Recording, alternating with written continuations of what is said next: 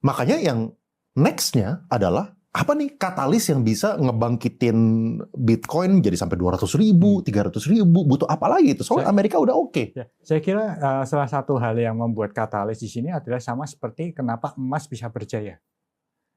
Ya, karena kalau kita bicara emas, bro, emas itu secara kebutuhan industri nggak sebesar itu. Emas kita bicara mengenai secara retail nggak sebesar itu. Yang membuat emas kenapa bisa berjaya adalah devisa negara.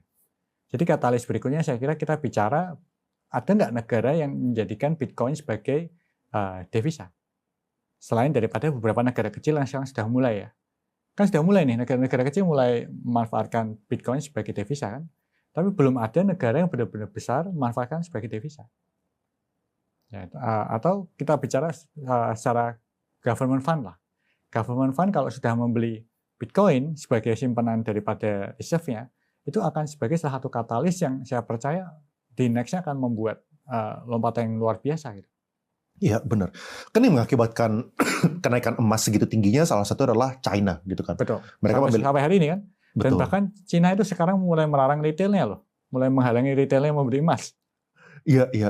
Mungkin juga salah satu halnya adalah ya mereka justru pengen ngurangin US Treasuries. Habis itu mereka juga punya trade surplus yang banyak, jadi mereka harus beli sesuatu gitu. Betul. Nah, mereka belinya akhirnya emas gitu kan. Soalnya Bitcoin ya mereka nggak pro kebetulan gitu. Saat ini.